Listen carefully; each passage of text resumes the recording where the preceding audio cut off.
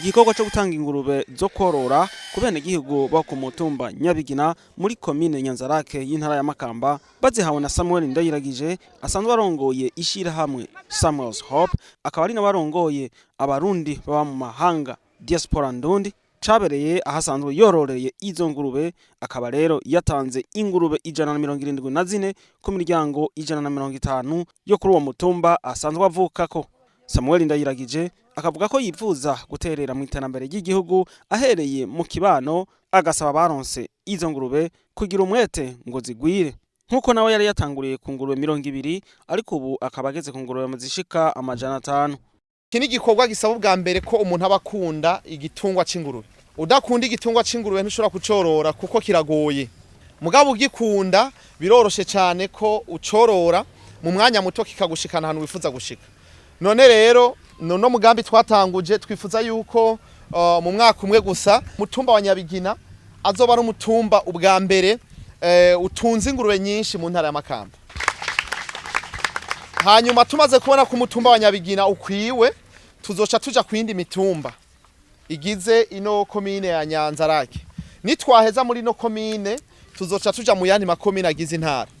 Rero uko umugambi utunganijwe nuko tugomba yuko umurundi wese abinyabigina agomba kwiteza imbere biciye mu by'ubworozi.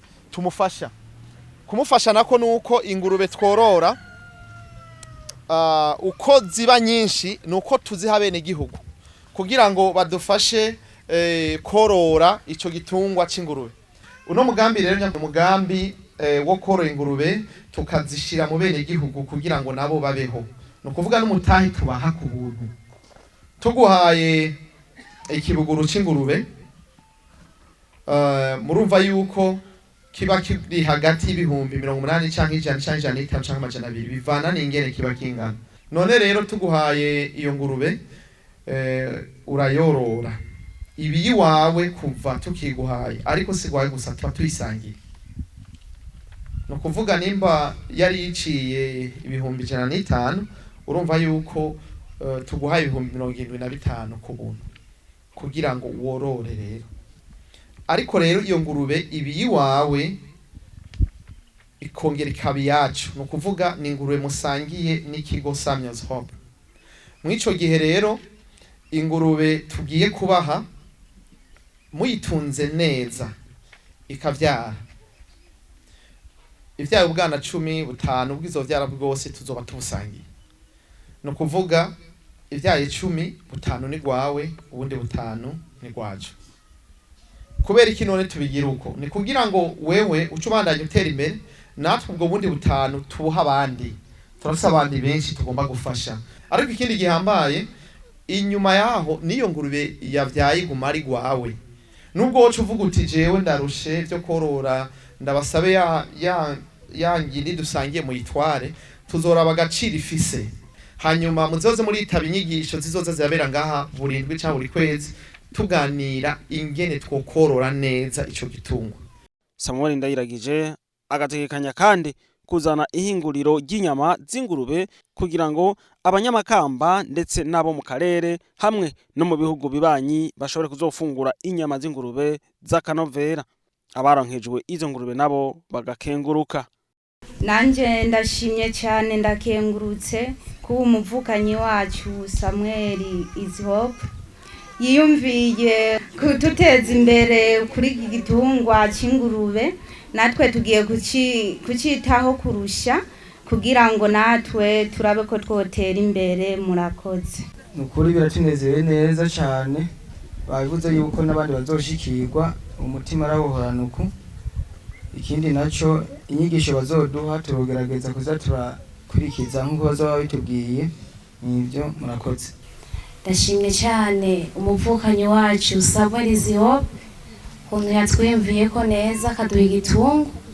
Nanje nakwifuza gutunga igitunga c'ingurube, ariko kubwa mikoro yanje make, ariko ndarosa umuzi. Arakoze Imana imuhezagira. Nayobora amatari w'intara ya Makamba Tantine Nshuti n'amagara yari yaje gushigikira ico gikorwa. Arashimira Samuel Ndayiragije kukugene ariko araterera mu iterambere ry'igihugu, agahamagarira n'abandi barundi ba mu mahanga gukora ibikorwa mwene ivyo. abaronkejwe ivyo bitungwa nabo akabasaba kubibungabunga. Iki gikorwa cyo guhereza abenegihugu igitungwa c'ingurube ni igikorwa c'iteka cyane kuko kija muri ca kivugo ca nyincubahiro umukuru w'igihugu cacu ciza c'u Burundi cyuko umunwa wose uronka ico ufungura umufuko nawo ukaronka amafaranga.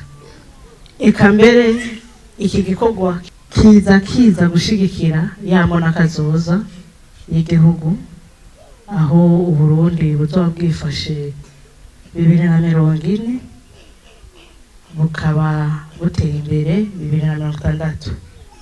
Ni igikorwa rero cyo gushigikirwa, cyo gutera impundu, cyo gushimirwa.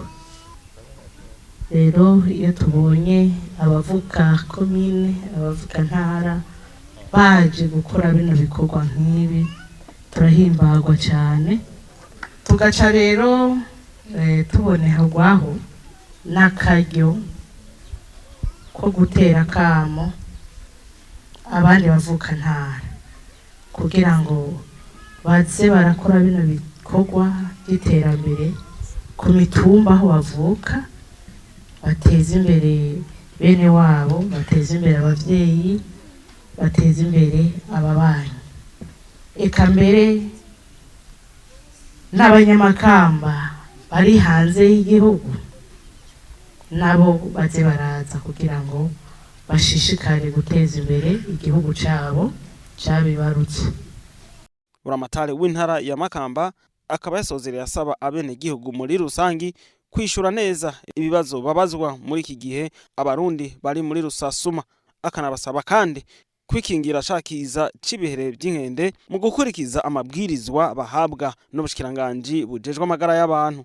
Muri iki gihe ishure ryimirije gutangura, abavyeyi Buramatari abahamagarira gushira abana babo mu mashure. Ico gikorwa rero kibaba carangiye mu kanyamuneza ntangere. Nyabigina oye!